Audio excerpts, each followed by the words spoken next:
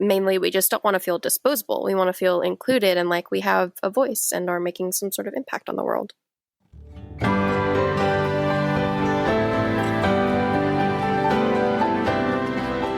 Welcome to Brain Chatter. Join us as we explore real-life examples of leaders who listen past the daily noise, lead themselves and others with clarity, and make an effective difference on the front lines of leadership in life and work. Today's guest is my coworker, Grace Shim. We'll explore the topic, a conversation with a Gen Z, everyone's newest coworker. Thanks for being a guest on the podcast, Grace. Thank you for having me. Of course. Let's start with a little about yourself. Could you give me a brief introduction? Absolutely. I'm an associate at Ken Chapman & Associates, and I've been with the team for about a year now. I joined shortly after graduating from the University of Alabama, where I studied psychology and sociology. That's also the school where my dad went to get his bachelor's in computer science. He and a large number of my relatives are first-generation immigrants from South Korea, so I'm a first-generation Asian American. And that also puts you right at the head of the newest generation, Gen Z. You and millions of your cohorts are and have been in the process of entering the workforce for the first time over the past few years. And that includes the ones who entered straight out of high school, straight out of trade school or community college, now the ones who are entering out of university, and then others that will enter through different professional schools. Is that pretty fair to say? Yes, it is. I just entered the workforce after graduating college, but I have plenty of peers who went straight into the workforce after graduating high school or are still continuing their education, like you mentioned. So can you define who is considered a part of Gen Z? Generation Z is the generation after Millennials. Officially, we start in 1997, which was the year that I was born. And it seems that over the past decade, we've all heard endless opinions about millennials. There have been endless conference speakers and articles and TED Talks and book chapters related to opinions on what is a millennial and what an employer should know about having a millennial on their team. And since millennials are the generation ahead of Gen Z, the vast majority of them are now in the workforce. Now there's you. You're the new adults on the block. For a manager or a team member who has never worked alongside a Gen Z, do you think they're likely to notice some differences between Gen Z and millennials? And if you do, what would you think would be some of those notable differences? I think it'd be pretty easy to differentiate between a millennial and a Gen Z, even if the two are just 1 year apart. I know that I see it with my friends all the time. The first thing that might come to mind is the level of comfort with technology and social media. But I want to say the biggest difference would have to be our life lens. And what I mean by that is just the two completely different worlds that the two generations have grown up in make for differing views on anything from humor to politics. And it's just a little bit of a difference in the way we take things in and give meaning to what we see out in the world. I understand. And one thing that's often noted about Gen Zs is sort of a continual connection to technology. Can you say a little bit about that? I would say around 10 or 11, maybe in 7th grade. I remember not really the first iPhone, but the second one that came out and how popular that became within my peer group. And after everyone started getting their first cell phones, the next big thing was to get an iPhone. And if you had one, you were one of the coolest kids on the block. Of course, since you're at the very beginning of Gen Z, that means that some of the younger members of Gen Z who are maybe 10 years or less behind you, they literally never lived in a world without iPhone. What impact do you see that level of connectivity that goes all the way back to at least early childhood having on workplaces once Gen Zs start to really enter the workforce in very large numbers? More initiative to include technology since our comfort level is higher and it's just becoming so much easier to bring into the workplace. I think that would be probably one of the biggest changes. So, what about a Gen Z who enters a workplace and realizes that the organization that has just hired them is years behind on technology? And maybe it's a company that does not even realize that they're out of date. It seems like this could really stifle the way that a normal Gen Z would operate. Do you think that's correct? And what do you think would happen in that situation? It might be off putting at first, but it could also depend on what type of organization we're working for and how much the technology is really needed in the first place. Also, at this point, my generation has had technology integrated into everything we've been familiar with. Up until this point, I wouldn't say we're really dependent on it. It's just something we're used to. For example, schools use laptops and tablets and smartphones in some sort of addition to the learning process almost every day. I mean, I do remember a time where it was a huge deal not to have your phone in class, and I'm sure it's still considered distracting and disrespectful to the educator, but now it's almost like you have to have technology in order to even complete assignments and take quizzes and exams. Ultimately, if the question of integrating technology into a workplace that doesn't utilize it to the fullest possible extent is ignored, it may deter people from my generation from wanting to continue working at that place. And it would just make the company seem more unwilling or even unable than anything. That makes sense. So, as we all know, turnover in the workplace can be very expensive for an organization.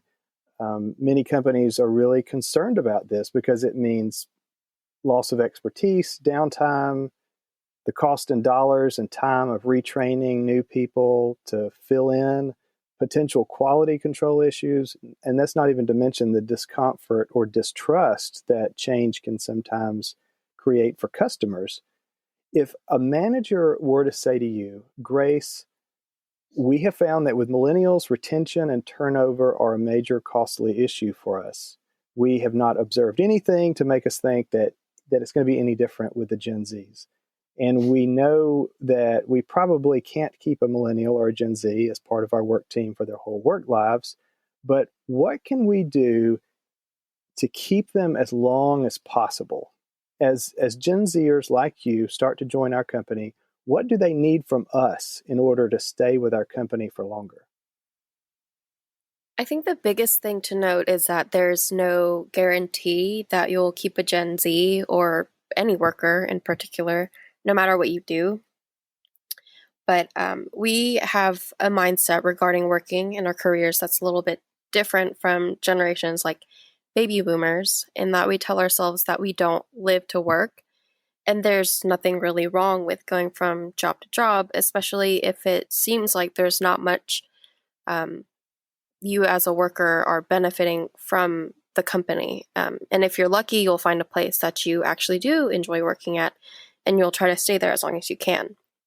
I think we as a generation are more likely to ask ourselves questions like, what is the company doing to help me develop my skills in order to become a better worker and to better my skill set? What are their investments in me as something other than just a busy worker bee? So, Grace, let's explore an example of a contrast in expectations of a Gen Z straight out of school and expectations inside a traditional workplace. In a previous conversation that you and I had, we talked about Kahoot, which is a learning platform that was used on a regular basis during your time in college. It provides immediate feedback or an immediate benchmark on comprehension. Say a little about your experience with Kahoot and how it was used in your normal education process. So, my first experience with Kahoot was in college. My professors used it, like you just mentioned, as a way to benchmark our understanding of either that day's lecture or even as a whole section of lectures leading up to an exam. It was basically a penalty-free way to test ourselves and for our professors to provide feedback on material that maybe the majority of the class answered incorrectly, which is helpful in a way so that particular questions or subject didn't end up on the exam that would, in the end, penalize our grades.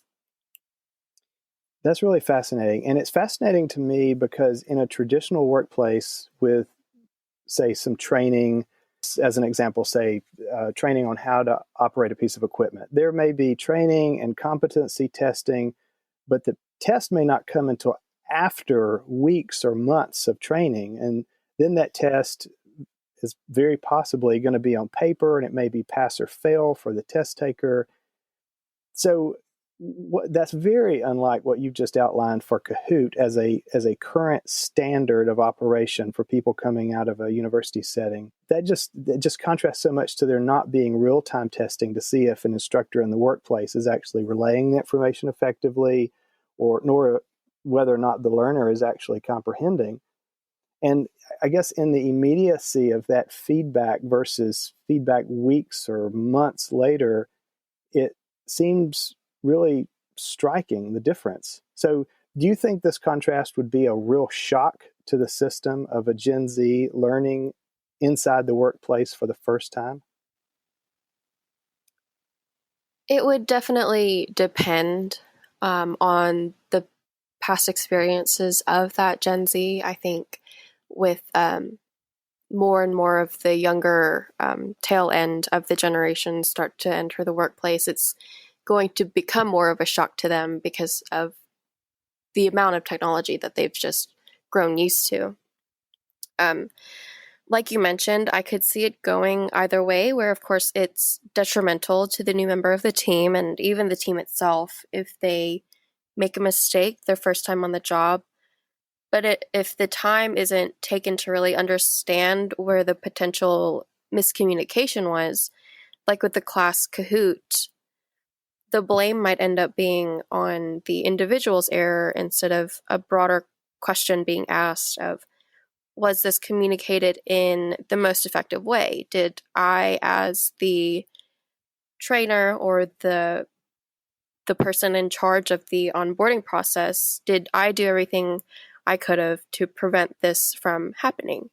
And I don't think that the answer to that question could be answered without some sort of benchmark in the middle of the process just to gauge the actual level of understanding of the new employee. So let's talk about a bad scenario. In this scenario, let's say an organization that has just hired a Gen Z onto their staff for the first time takes a very strong, if it ain't broke, don't fix it stance when it comes to how they use technology. And they make it clear they see no reason to use technology any differently than they did 15 years ago. If the way they've been doing things have been getting them customers for the last 15 or 150 years, then that means no changes are needed and no new Gen Z ideas are warranted.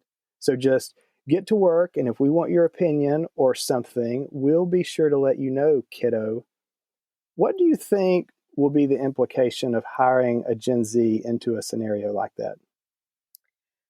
Well, I don't think there's anything wrong with a company that likes to stick to what they know works.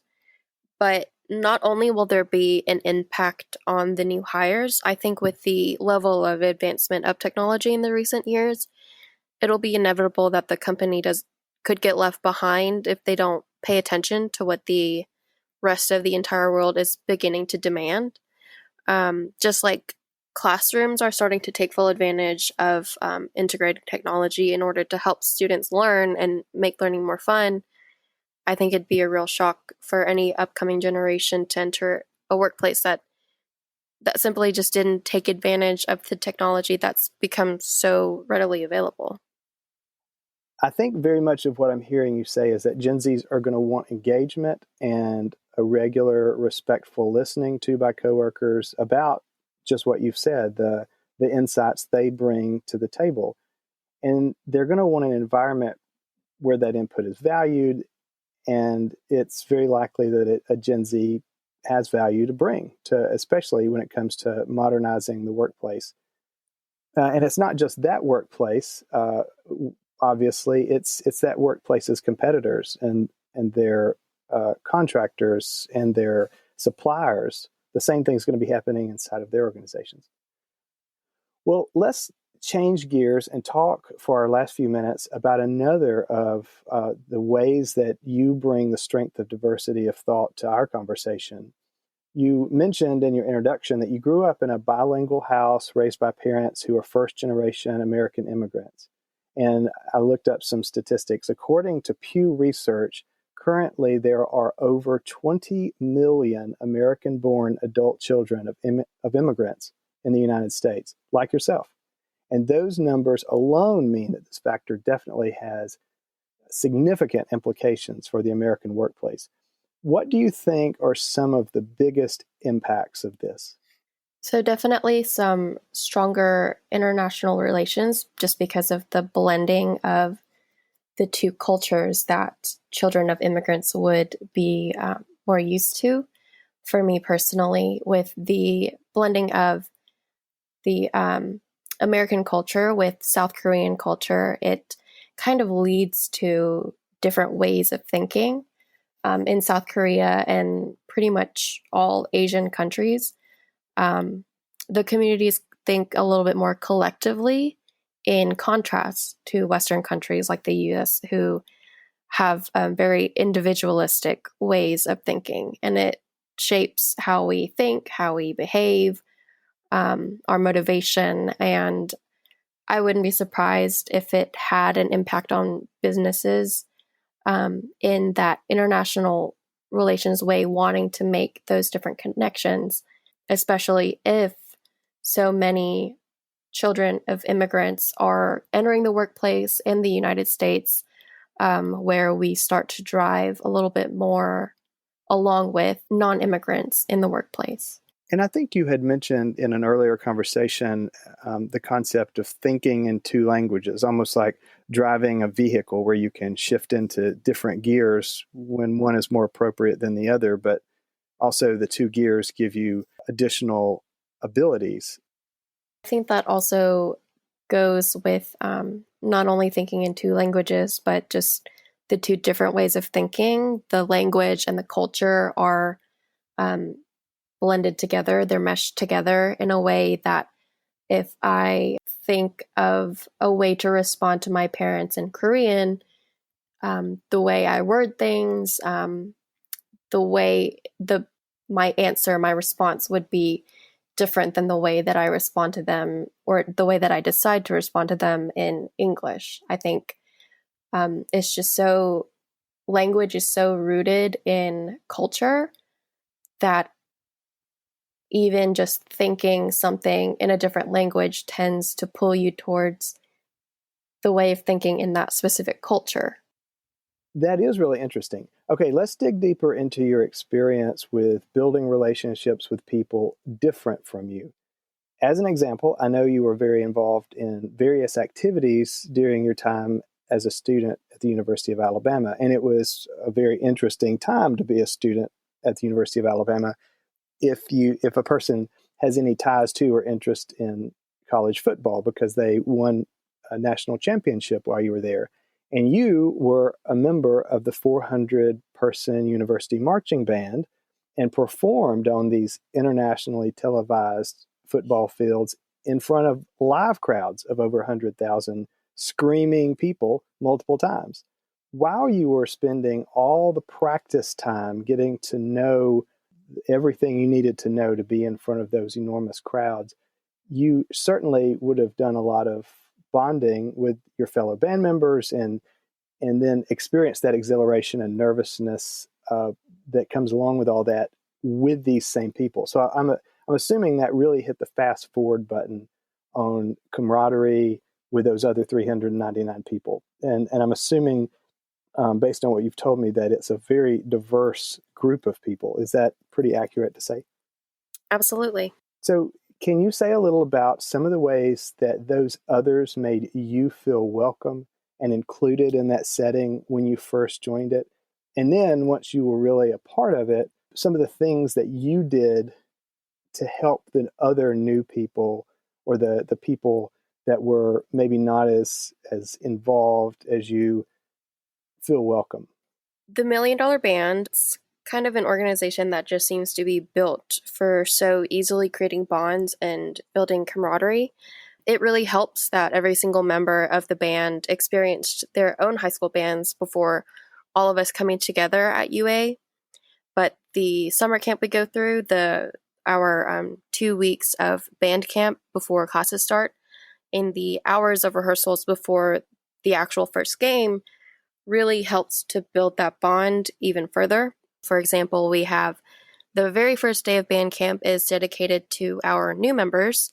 They're not rookies because they have had that experience before. They're just new to this specific organization.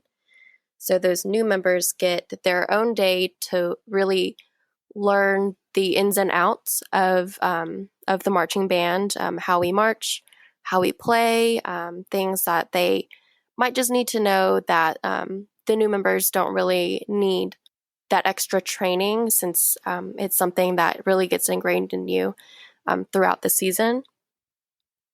And even with the band directors, the professors that were in charge of the marching band, along with the leadership team, each section leader in each instrument group, they made it so easy to feel included, like you were actually a part of something, because you really were. We were all kind of like cogs in a machine where if one person made a mistake, it in some way would affect the entirety of the band. So they really ingrain on you not only the responsibility that the band, the directors, that the section leaders had on you as a new member, but also yourself as a new member, your own responsibility as one of the cogs in the machine. It sounds like, based on what you've said, there are a lot of takeaways from the experience that you've just described inside the Million Dollar Band that could be brought over into a workplace. A lot of value for both the Gen Z and for the other people they're going to be working with.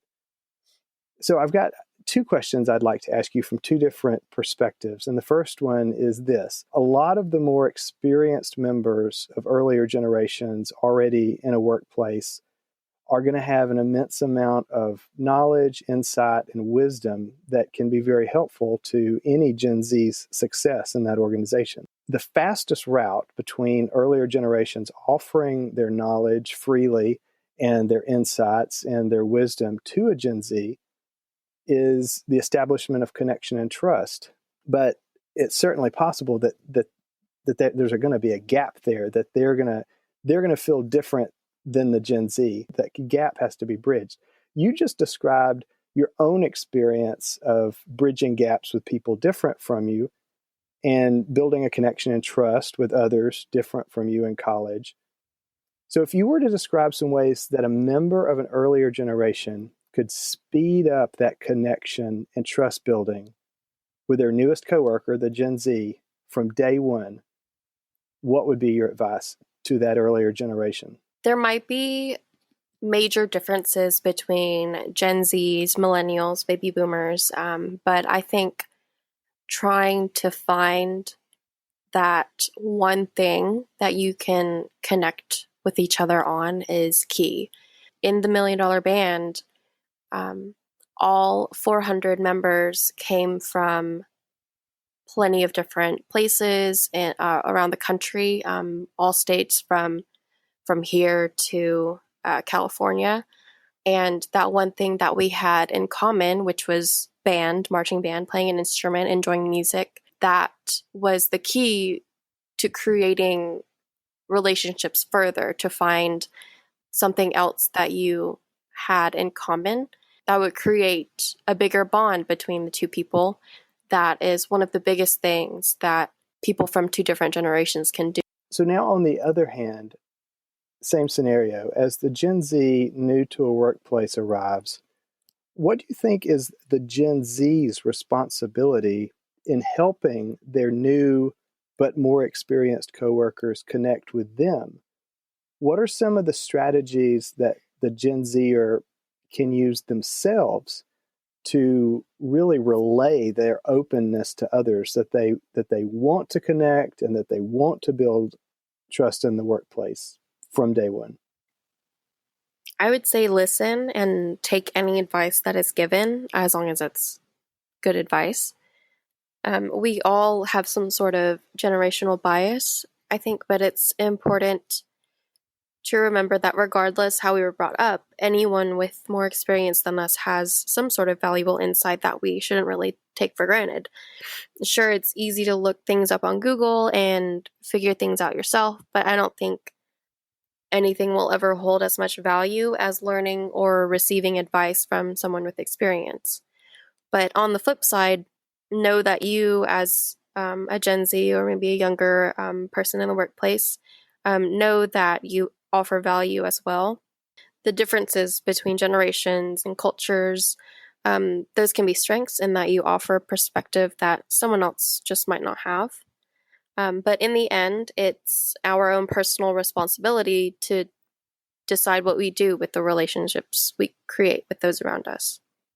You mentioned biases of or about certain generations, and I can, if I were just going to grab two, I would say, let's say an older baby boomer. A bias against them might be that they're not flexible, that they're stuck in their own ways. If I were to pick what would likely be a bias or a stereotype about a Gen Z, it's probably that their eyes are always glued to their smartphones. That's not, we know, of course, lots of people's eyes are glued to their smartphones. It's not necessarily defined just by the Gen Zs, but there's a stereotype. So knowing that stereotype, when a Gen Z goes into a workplace, what can they do about that very specific example to help overcome that stereotype as a barrier between, let's say, a baby boomer and themselves connecting? I would say make a point not to have your smartphone out at all times, if you can. Actually try to take the time and talk to the people around you. And maybe if you are, just sitting alone on your break and you do have your smartphone pulled out and you're watching a video or reading an article or whatever you're doing, if someone does approach you or someone walks into the room, you can always put your phone down and start a conversation about maybe something that you were looking at on your phone. I think it's a reasonable stereotype that my generation does like to stick to our technology when we're talking to our friends, or just in general, we just like to be on social media. And so I think it's even more important for us then to make more of an effort than we normally would when we're in a place where those type of relationships are important to create. So the power of open-ended questions are pretty important in any organization, and it's no different even with a podcast. So let me ask you, what have we missed? Are there any other points that we should have covered that you would like to mention? I'd like to emphasize something that I've learned while working at Ken Chapman and Associates. And it's something that I've actively had to remind myself almost every day. And I think the most important aspect of this is that it was told to me by a coworker who is from an earlier generation. And it's that regardless my young age or my lack of work experience, my thoughts and opinions are valid, and I offer value to our team, not despite those things, but because of them. So not only is that important for me to remember for myself as a valued member of our team, but it's also important for those more experienced workers to remind their younger workers of that fact as well. Thank you so much for sharing your time and your insights with us. For more information about grace and for links to resources referenced today or relevant to today's podcast, please visit brainchatterpodcast.com. Brain Chatter is a production of Ken Chapman and Associates Incorporated. We assist clients across North America and from Australia to the Middle East with leadership development, corporate culture transformation initiatives, behavior-based professional development for health and safety issues, individual and team assessments, conflict and performance management, succession planning, and team building, making a difference in organizations and individuals' lives for almost 40 years. Learn more at leaderscode.com.